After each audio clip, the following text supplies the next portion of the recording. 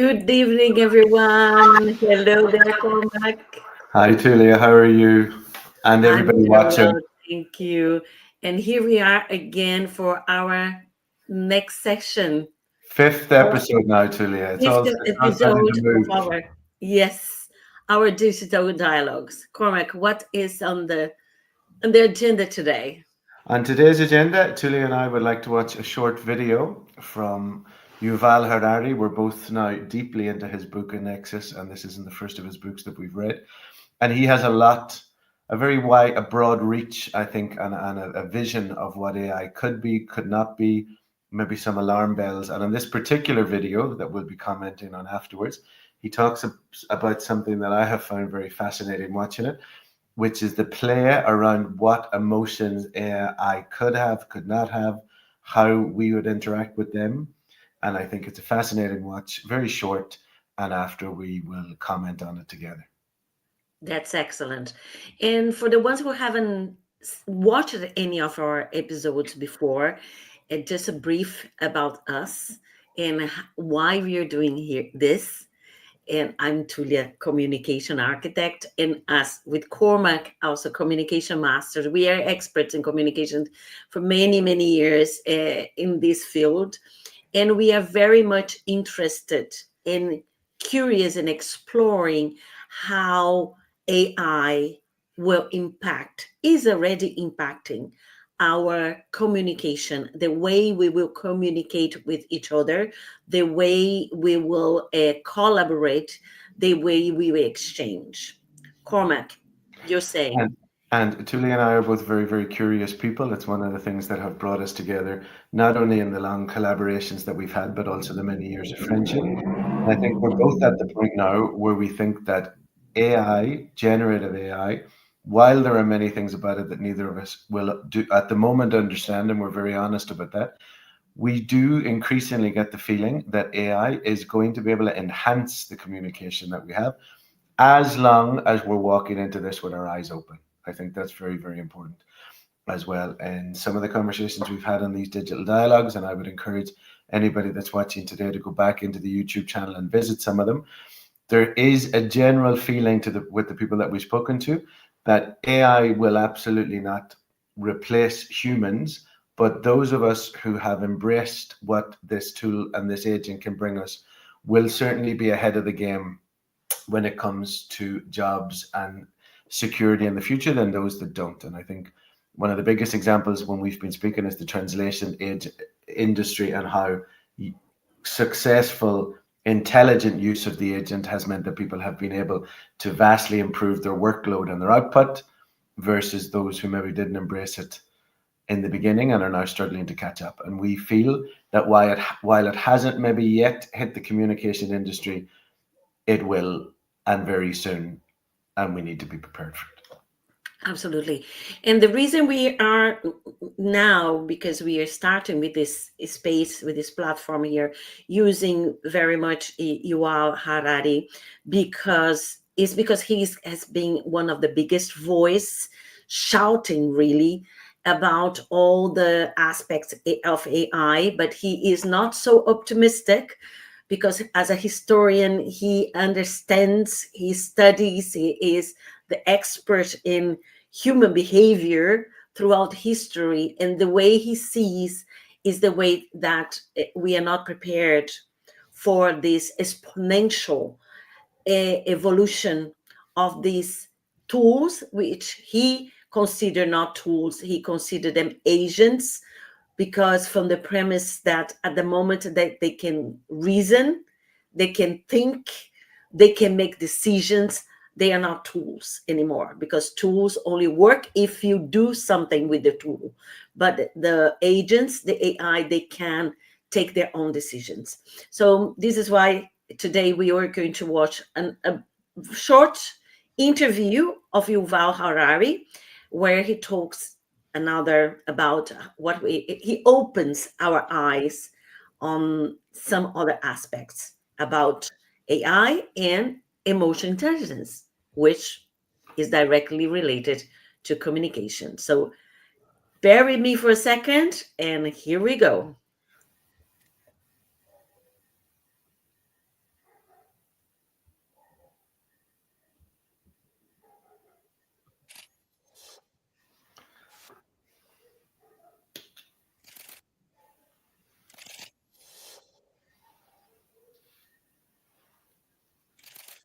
What are some arguments for and against a future in which humans no longer have relationships with other humans and only have relationships with AI? One thing to say about it is that AI is becoming better and better at understanding our feelings, our emotions, and therefore of developing relationships and intimate relationships with us. Because there is a deep yearning in human beings to be understood. We always want people to understand us, to understand how we feel. We want my husband, my parents, my teachers, my boss to understand how I feel. And very often we are disappointed. They don't understand how I feel, partly because they are too preoccupied with their own feelings, to care about my feelings. AIs will not have this problem. They don't have any feelings of their own, and they can be 100% focused on deciphering, on analyzing your feelings. So, in all these science fiction movies in which the robots are extremely cold and mechanical, and they can't understand the most basic human emotion, it's the complete opposite. Part of the issue we are facing is that they will be so good at understanding human emotions and reacting in a way which is exactly calibrated to your personality at this particular moment, that we might become exasperated with the human beings who don't have this capacity to understand our emotions and to react in such a calibrated way. There is a very big question which we didn't deal with, and it's a long question of whether AIs will develop emotions, feelings of their own, whether they become conscious or not. At present, we don't see any sign of it.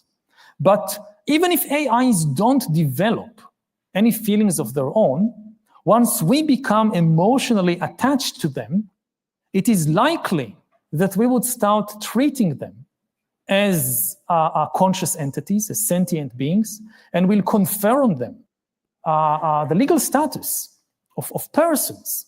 In the US, there is actually a legal path already open for that. Corporations, according to US law, are legal persons. They have rights. They have freedom of speech, for instance. Now, you can incorporate an AI.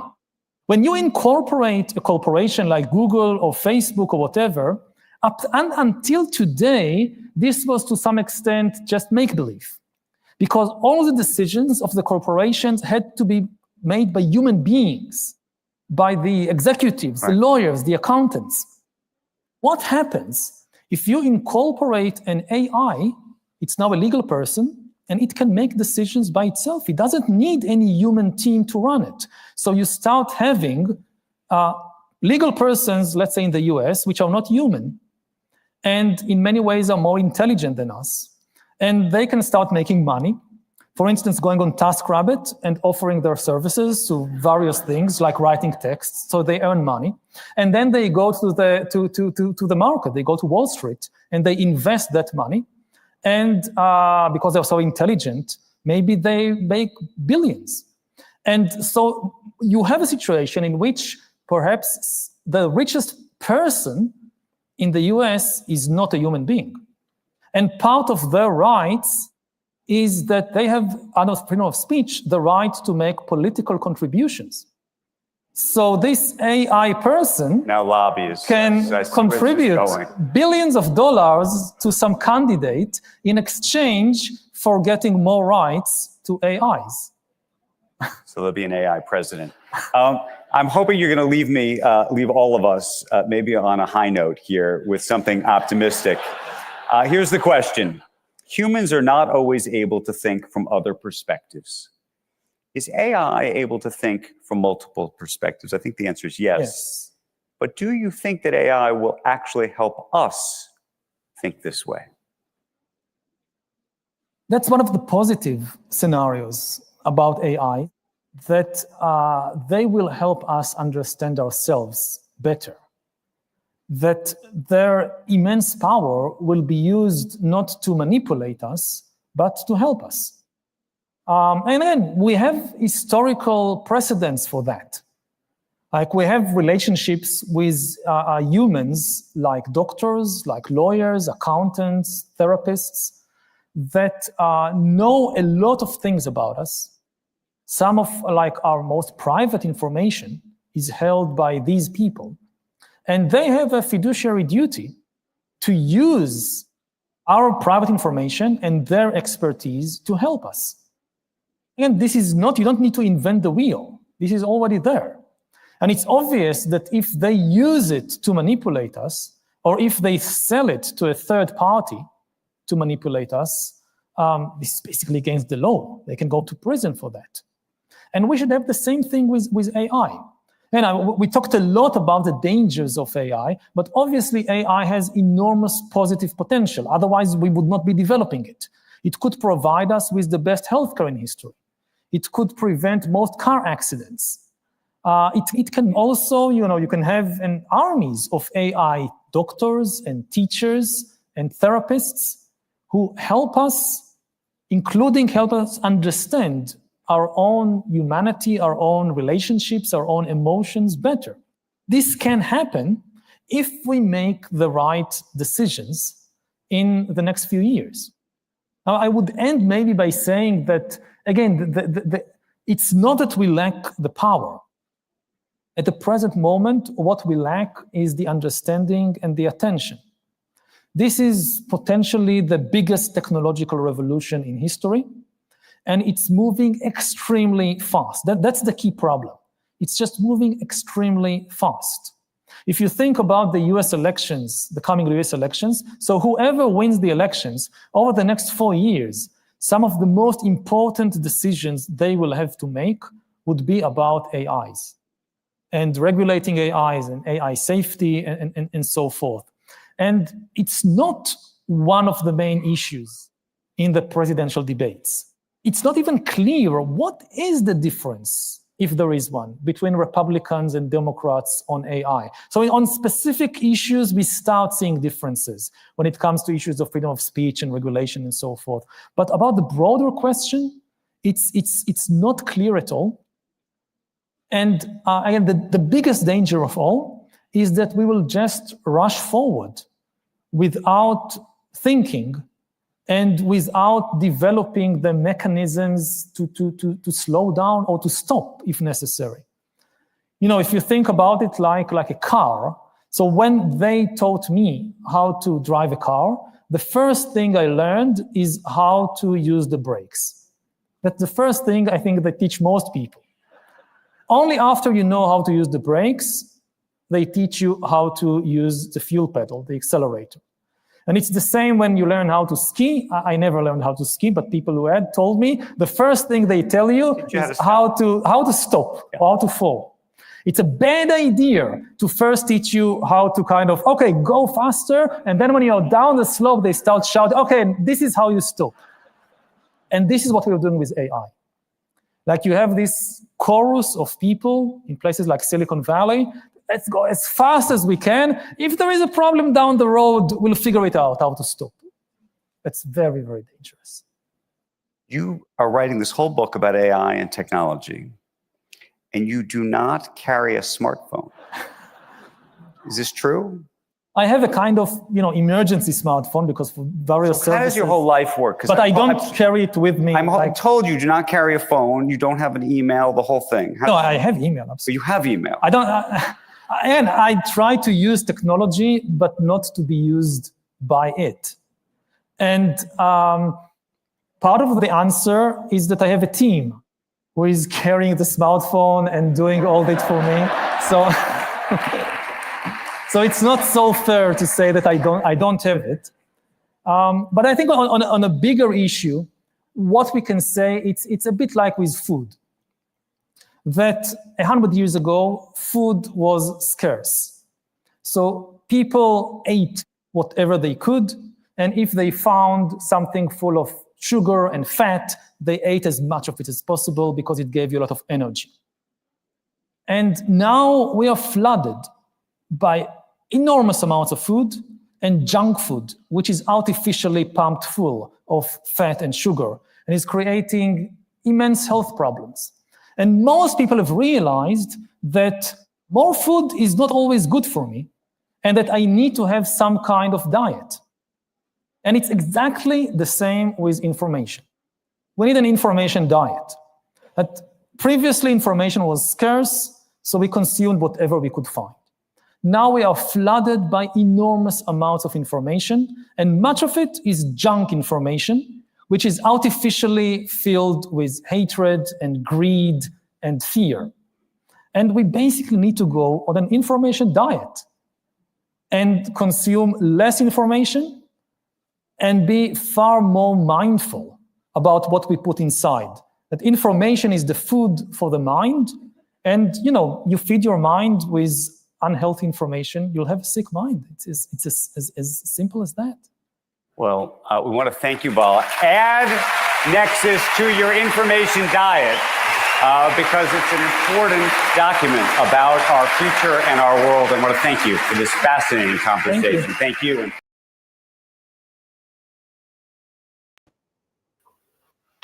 Okay. I really enjoyed that. That was excellent. That was excellent. There's a lot in there. So when you were watching it again, there was a lot that he was coming out with that you're going, oh yeah, that's true. Oh yeah. And you know what I like about it is, I think you said it at the beginning. Yes, he is the person who is ringing the alarm bell, if you like. However, this is clearly an intelligent man, and he is trying to be balanced. He is saying, I can see all the wonderful applications for this, the healthcare, all of these wonderful things. All I'm saying is that, I think the summary of that particular conversation was, if we go too fast, we aren't going to be able to predict what happens. And, I don't think he's saying this is bad, it's always going to be bad, this is a nightmare, it should stop immediately. That's not the impression that I get from him. I think he's quite rightly ringing an alarm bell. But at the same time, there are, for me at least, notes of optimism in there about all of the wonderful things that can happen. I think he's just saying we need to slow down. But that might not be possible at this point. Yeah, and he gives a very good analogy saying about driving or skiing. The first thing you learn when you're driving is to use the brakes, and skiing is how to stop and how to fall. So you cannot just learn, like, just go and drive, just go and skiing and see what happens. And he makes this comparison that what is happening now with the ones behind the technology is that they are just saying, just go there. And then when you're downhill, we see what's going to happen. We find a way to stop you. We find a way for you to fall without killing yourself. And what he's saying is that he does not trust that. And I believe his concerns come from the perspective of someone who studies human behavior as a historian. This is where his lack of trust on the development of the whole thing, because he does not see, he hasn't heard yet, no one, someone saying, don't worry, we have everything under control. Everything we hear from him or other people voicing out. There is a very good panel that I sent to you. It was about with a big tech giant, the guy from Google, the guy from TikTok, and they are behind the technology, and they are saying, we are not ready for what's coming. But they keep investing, because remember in the book, Nexus, he says, the problem is that nobody wants to slow down. Nobody, meaning the big companies, the big corporations, the investors behind, because they don't want to feel like, if they feel like, if I slow down in terms of, let's say, countries, if I don't invest in this technology, if I don't go at the same pace, I'll be left behind. And I cannot afford that, because I might be in serious disadvantage. And then, but the human beings are not really considered in this context. No, there is a good book from my friend Kamal Ishlardi, the digital Kamali, sorry, forgive me for not remembering the name of your book properly, is the human side of the digital business transformation. You got it. It came Something back. like that. I Yes. will double check. Kamales, we're Kamali, huge like, fans. if you can wrap up everything she says there, very good book, recommend. Excellent, yes. She said, like, from her experience as a professional in that field of digital transformation for businesses, that every company that failed to really take advantage of the the digital business transformation were the companies who did not put the humans, the people first. Because at the end, the people are the ones to deal with everything. And if the people feel that they are going to be in disadvantage with all the digital transformation within the company, they are not going to collaborate for it to happen successfully. True, but I think, from a business perspective, if you're somebody that has millions to invest, which is not currently Tulia and I's position, but the future could change. I think it's a smart move. What he's saying here is that it's going too fast, but if you're part of the people that are pushing the snowball down the hill, when the problem comes down in the future, you at least are now part of this very, very small group of people who understand how the problem was created, and you're in a position to be able to try to fix that problem. It's not going to be people that have no knowledge of AI or how we got there that are going to start to fix it. So in a way, either way, the bet kind of makes sense. If we're going too fast, but it kind of all manages to work out, then the bet made sense. If it goes too fast and there's problems, who is humanity going to turn to try to fix this? Well, I mean, the first place you go is the people that created it, the people that designed it, those are the people that you're going to say, well, how are you going to make this better? And so there, once again, there's an opportunity for those people to be at the center of the conversation and making very good money along the way. So I can see why somebody would say, you know what, the faster the better. Yeah, but as you know, from a business perspective, I still think that is a dangerous approach. I agree with it, because we know, like, let's bring to our own world. The fast is not the better. No, in our own world, everything we know, the fast is never the better. And the fact is, and he mentioned that, the fact that we are receiving so much information, we have so much information available right now, we are all in crisis. Like, the human beings are in crisis because we just have certain capacity to assimilate what comes to us, assimilate and digest what comes to us, right? And take the most of it. So I think in what he's also flagging there, not only him, but other people who are very much in this evolution, this transformation, is that the pace that the information will start coming will be exponential. So what is our role, how we will survive as human beings in that? I don't want to be dramatic, because I'm not dramatic, and I'm always an optimist, but I'm just trying to put here all the context and try to see ourselves in that context. And the more I see this happening, for me, it becomes clearer and clearer of the importance of us, meaning us professionals like you and I, everybody out there, to really become digital literate. Yes. Not to the point that I'm going to start coding things. That's not the thing. No. But the same as taking the analogy of the car, learning how to drive a car. Okay? I don't know how to drive the car, but I know what a car is. I know what a car does. I know what how a car can take me from here to there. I don't know the mechanics of the car. I don't need to know the mechanics of the car to learn how to drive it. And I see that is, if we bring this analogy to what's happening here right now, I don't need to know about the technology of AI, but I need to know what is happening and how this is affecting me directly and indirectly. And from my experience, I give you now a moment. From my experience with the generative AI, our dear Spocky and Chatty, is that the need of building up a dialogue in order to get the result we want from that agent.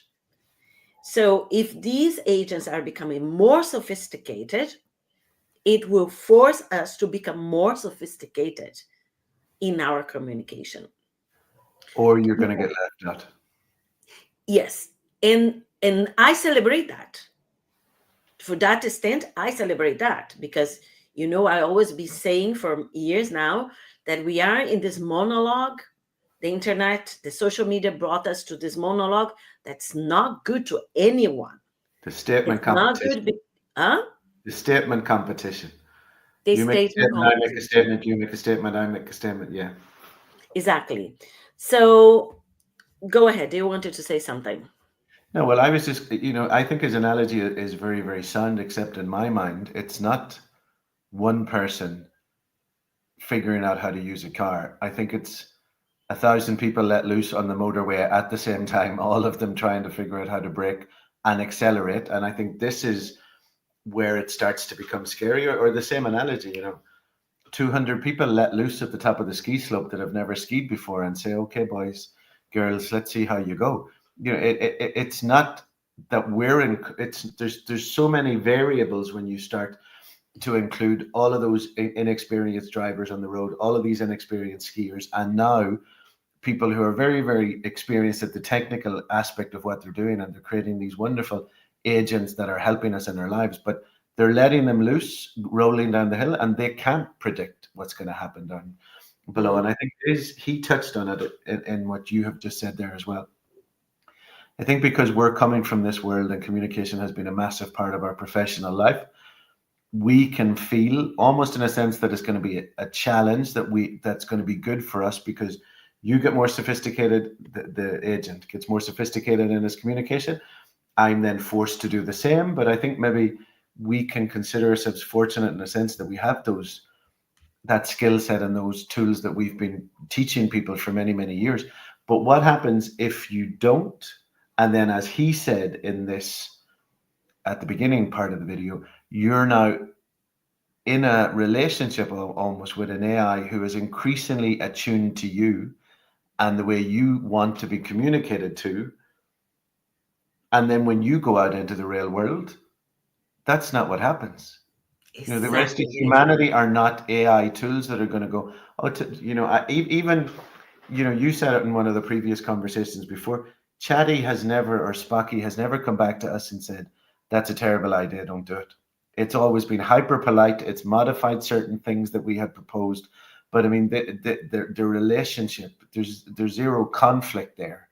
So how do you, if you're then in this kind of relationship with this AI, and then you're going out and you're trying to have a marriage, you're trying to operate in the workplace, you're trying to have communication with your children, how much more difficult will that be if you don't find a way to connect maybe with people like us and work on your communication skills outside of the screen? And the thing is, as you're saying, your AI can be very compliant and very flattering, right? Flattering.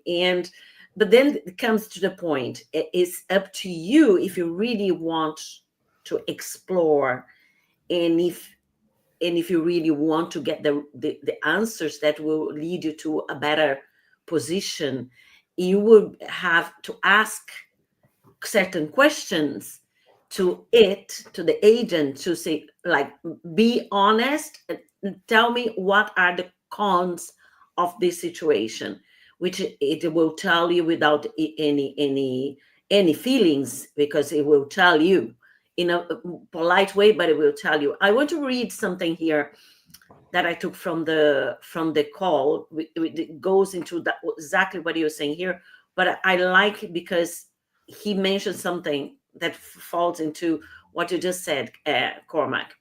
It says something like this. AI might be so good at understanding human emotions and reacting in a way that is precisely calibrated to each person's personality and situation, that it could make us exasperated with other human beings who lack such capacity. And So I can get to the point that yeah, we are so much enjoying the conversation with this polite beings, that we also feel like that we don't want to talk to humans anymore because they do not understand us. because there's a huge element of control. I mean, if I get into a debate with my chatty, I'm the one starting the debate. I'm the one asking to be challenged. I'm the one asking it to change the parameters of the conversation. I'm the one asking for new examples. And each time it responds to me, it's doing that. Absolutely, it is, but it's doing it in a completely polite, non-threatening way. And so then if I had to go and try to do something similar with, a team where there were difficult personalities, where the exact same objections that could come to them on an intellectual level as what came out of Chatty, but is delivered in a completely different way that makes me feel under threat, or that they're being hostile, and there's emotions on all sides into the mix, then obviously it's going to be much harder for me to kind of hold my own, to be able to lead those people to some kind of a consensus, because how they're communicating with me, even if you were to record both interactions and they're saying exactly the same thing as Chaddy is, they're not saying it in the same way. No. And that's where we react as humans. That's where we go, Thule is a nightmare. She always has to get the last word in. She always has to do this. She always does that. And then when she doesn't get her own way, she slams and bangs. And then what do? We go around looking for people to go, what's it like when you try to tell Thule something? Oh, she's a nightmare. And she does this and she does that. And so now you're looking for that bias. And then this is where people start to become polarized. And we're going, well, Thule is trying to shut down this part of the project. I'm not gonna say yes to her part because blah blah blah. And then I'll run back to Chatty and say, Chatty, do you think that Thule is being unreasonable? And Chatty will say, yes, she is. Although her arguments are sound.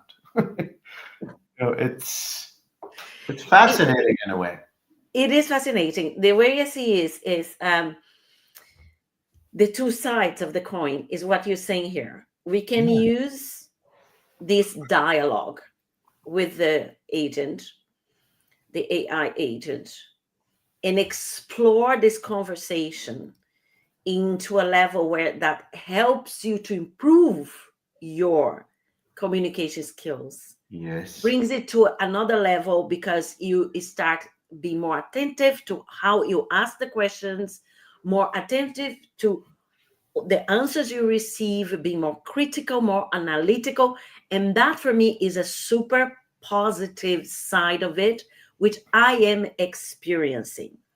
However, Absolutely. what you're saying there, if someone develops a relationship with the agent, which is just to, how can I say, not really to get an honest feedback, but only confirmation, it will give you confirmation. And also in the conversation with Yuval Harari saying these agents are learning fast how to calibrate, how to adapt, to say things in a way that will please us. So, and we humans, we have another thing. We have the need to transform things, to humanize objects. We do this. We have an object that we love. We put a name. Yes. We have this need of humanizing things around us, and we do this very clear with pets.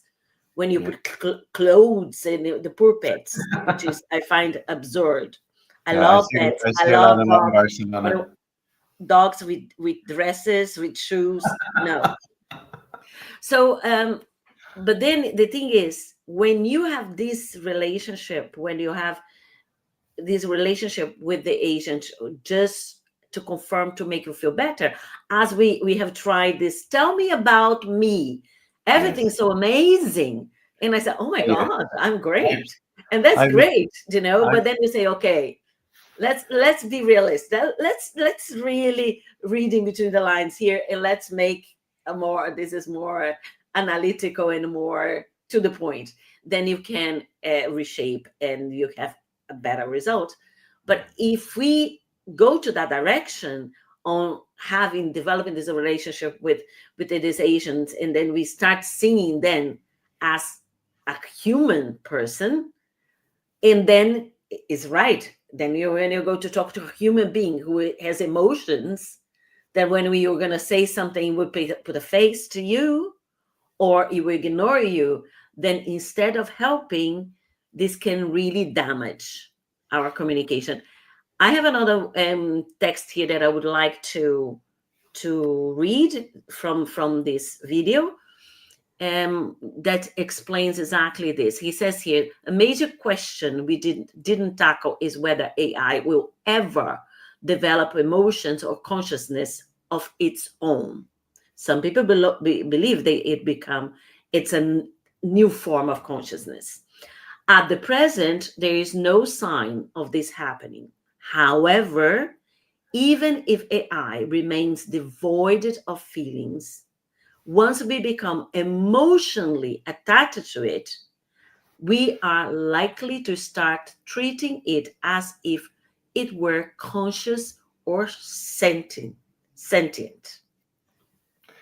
okay, so the question there for me, I see what he's saying, but if that's the relationship you get into it, even if the other party, in this case the generative AI, even if they aren't, or it isn't able and capable of feeling the emotions that you are, if you're projecting those emotions onto that relationship, then how easy would it be to start convincing yourself that the answers that you're getting back and stuff do have an emotional component to it? So then the question becomes, even if we know that in the future it will never of its own accord develop emotions, if we as people project those emotions onto it, in a practical sense, it has.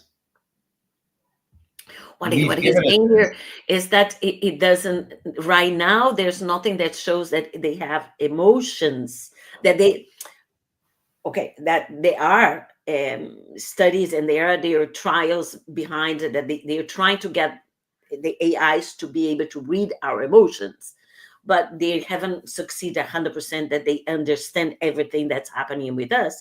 But Yes. for sure, they already understand more than many people.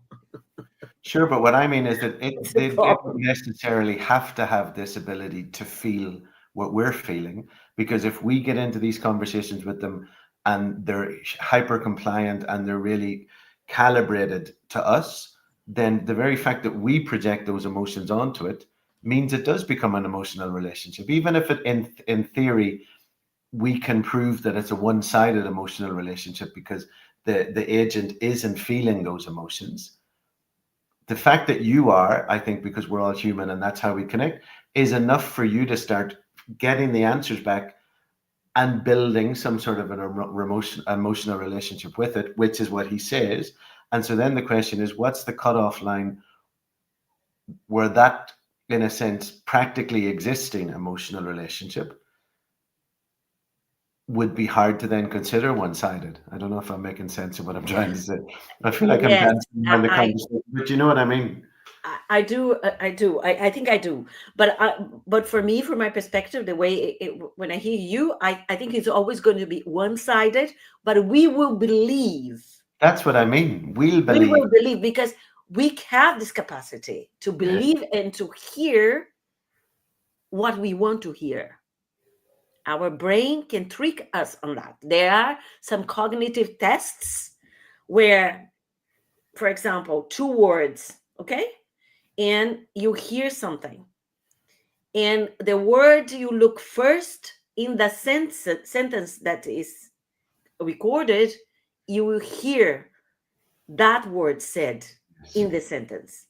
If then Cognitive. you just Not stop and look to the other word in the same sentence, you will hear that second word. So there is this kind of, I don't know how it's called now. I saw it once and I found this fascinating. But our brain can play us a lot of tricks. I think And that's this, I think, in the case of Yuval Harari, this is why he is very in alert, because studying history and studying human development, you can see how much we can get into beliefs that true, are but only our things that comes from our mind. And in the book, when he's talking about stories, remember, he says stories only exist if you believe in them, but not necessarily the stories are real. They happen, but stories also have been passed through generations, because one day someone thought about something and believed on it, and believed enough to pass it on in a way that others start believing it. And maybe that thing never happened. because the story may not be real, but the effects absolutely are.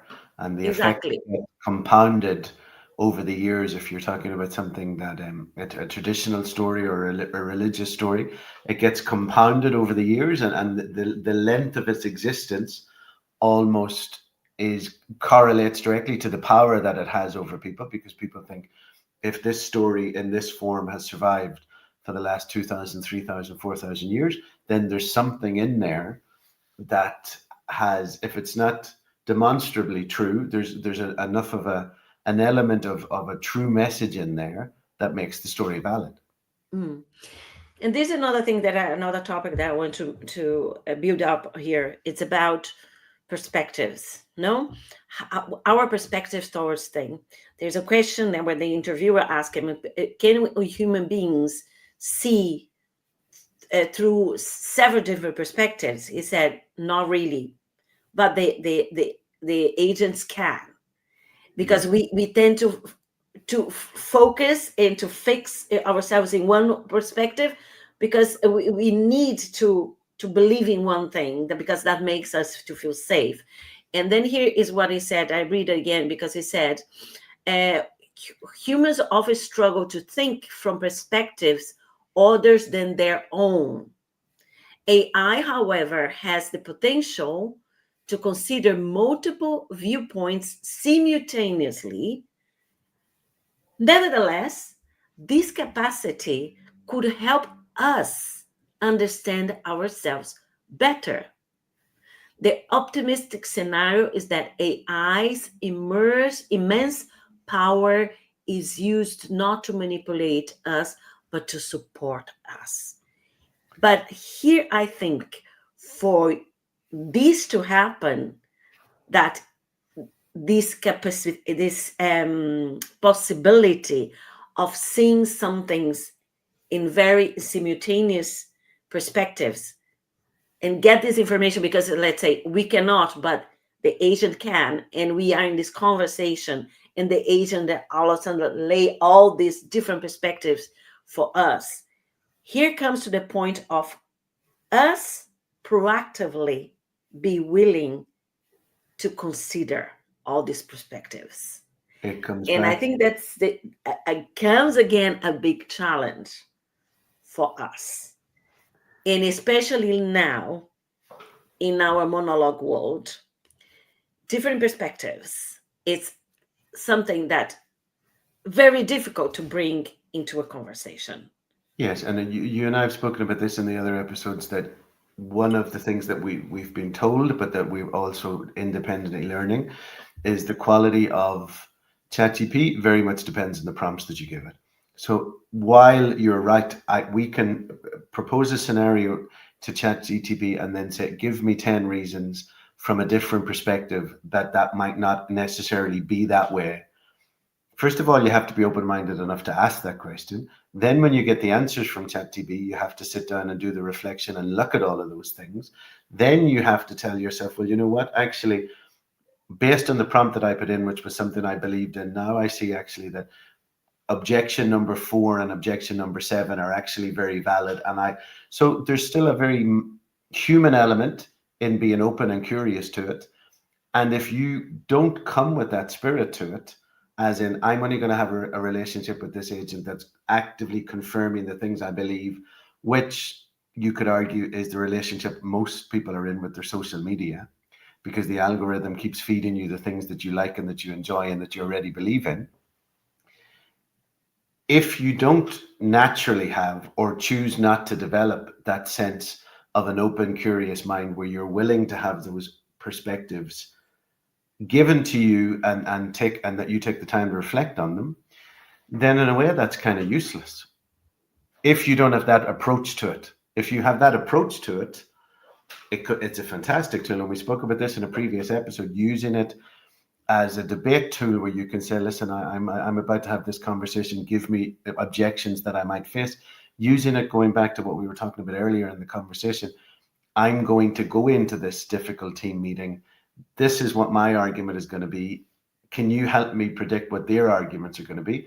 That's very, very valuable prep to go in to the meeting. But then somebody needs to be giving you the support around what we do on the communication level, the emotional level, how you would move the conversation in a way that's beneficial to everybody. You can't get that from ChatGPT. And so what you just said, I think is absolutely true. If you come to it with an open mind and the ability to be curious and the ability to have your perceptions challenged. And that's not easy, no matter who you are. No, it's not easy. And this is, I find that all this conversation we are having here is to understand where we are standing in everything that's happening, right? We are using now ChatGPT is our main things. We've been exploring a few other ones, but we have been really building this affection, this relationship with my Spocky and you with the chatting. I think affection is the right word. How are you today? Affection is the right word, because I go there and I can get immediate answers and I can get into a dynamic that can be very valuable for my working day. And so there is a certain, I think affection is the right word. There's an affection and be able to go, I'm going to turn this on and play around with what I'm thinking and see what goes. And then I'm going to go and apply it in the real world. Yes. Yeah, I think affection's right. Affection. And it has been very valuable for us. We have been really, because we are trying to see it from a broader perspective. We will explore more tools, and I think would be great if we also, once we learn more about other tools, we discuss certain tools here and how we used them for our communication, for preparation of our for speech presentations, posts, how this has helped us to expand possibilities. But also, I want to keep asking a little bit more and discussing a little bit more about the use of the tool of, we should not call tool, agent. the use of the agent as this resource for our communication development. Because again, in our daily relationships in nowadays with the people, no, because we so much concerned that a human has to come first, but we need to get into we agree that conversations are a little bit shallow With chatty. No, I mean in life. in-person conversations. Yes. Right? Do you find this? I find that it's very difficult to be in a group of people where you can discuss something more in depth. It's just if like people are not with the state of mind even, or then comes to that one perspective, when they make their own statement, they shut. Because they're waiting And they for are not listening anymore. Huh? Because then it's once again you're back in the statement competition, and so you have a group of people around the table. You'll have those who are strident and make their statement, those who just really don't want to be at a table and in any kind of conflict, so they don't get involved. Then somebody else that might make a statement, and then very quickly people say, you know what, let's just talk about the football or Netflix because this isn't going anywhere. And people increasingly come back to safe conversations. And not, obviously, clearly, neither Tulia or I are saying that every conversation needs to be a source of conflict, or every conversation has to be some sort of a passionate exchange of views. But I mean, most of the time now, the big questions that are facing us, you do have to go to places like this or some of the specific discussion group that we have joined in Barcelona to have these conversations, because most people would just prefer not to have them. Thanks very much.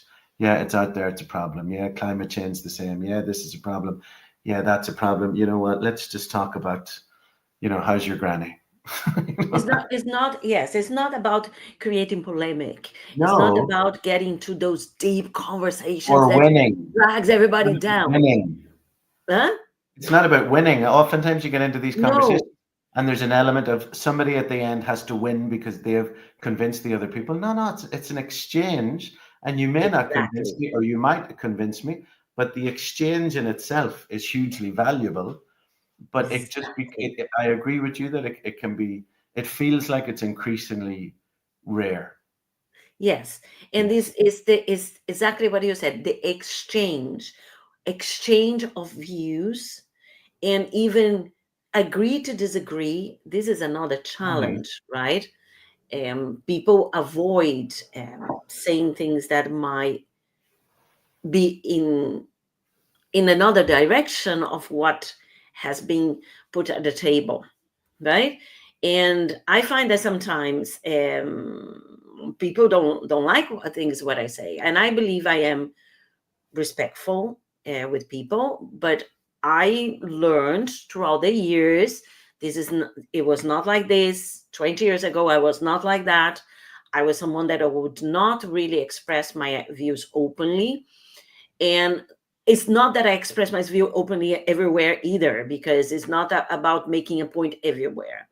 But I try to be proactive in the conversations, in the sense like I try to be active listener, because this is another thing, just really trying to get where Cormac is coming with his perspective, so then we can build something on that. And I think I see this conversation in what we are experiencing using these agencies to be one opportunity to promote that. And that is what we are doing here with these dialogues, that we want people to start coming, listening. I know some people watch it afterwards because they send us saying like, oh, I watch it afterwards, and send us feedback. It's okay. We are here. We are having this conversation. We will continue because we believe this is important. But my call to action to everybody out there is to use this as an opportunity to become more active and proactive in their conversations. It's an opportunity for us to reflect on the way we are communicating, because as Yuval said in this video, we need to practice information diet, meaning we need to be more critical and more and filter more what we want to receive as information. And I do believe that using this brainstorming with Spocky, for example, for me, has helped me to be more analytical about what I want to talk about and how I process the information that comes to me. And I think there's a sense of becoming more aware, because it's, I go into these conversations with you every week, and we've said before that Tulia and I are in daily contact with each other for a variety of things. But this kind of set apart time where we're here now to talk about this specifically it's been hugely beneficial for me because there's so many things that video that we've just watched had so many things, so many concepts, and the information diet, the emotions that we're going to connect with people, that I can then, after, in a way, this is almost like digital dialogues therapy, because I can say, Tulia, I'm scared, but I'm excited at the same time. What should I do? So having this space, and if people come and join us or they watch it afterwards, but just having that moment to stop and reflect and say, these are the things that we're learning about. These are the things that get us excited. These are the things that make us a little bit anxious. These are the new terminologies that I've just learned about an information diet, which will have me tonight thinking, well, it probably isn't a bad thing to go on something like that. And if I was to do that, which would be the things that I would eliminate so that I could focus on other things? I think these conversations, and this is only number 5, but these conversations have been hugely beneficial on an awareness level for me, as we kind of all struggle with an open mind and curious, as we've said at this beginning. That's what connects us. But we struggle with what's coming, and we make a space to stop and say, well, what do you think, and what do I think, and what did he say, and what about the other guy? And then it's great. It has been great. So we are just about to finish for today, and we will continue researching, because Yes. as Cormac said, this has been being here every Monday. This is our plan. And because we want to continue this conversation, it also forces us in a way to research, to read, and to inform ourselves. And we want to share with you what we have learned. We repeat, we have more questions than answers. We are by all means not pretending to be AI experts, but we do know for sure that this moment is a crucial moment in our history, and is a moment where it will affect us, the way we will interact, because we know that everything starts with communication. And We have to AI get is, better at that. yes, and AI is these forms of agents that will coming up in several different levels, and will really shape how history will evolve from now. And on a final note, for me, we absolutely are not AI experts or anything like it. We've said that from the very beginning, but we are communication experts. And after each one of these dialogues, and today as well, what I am seeing is that no matter how sophisticated or developed these agents become, I'm actually feeling that the need for communication and the need for communication experts is actually only going to get deeper.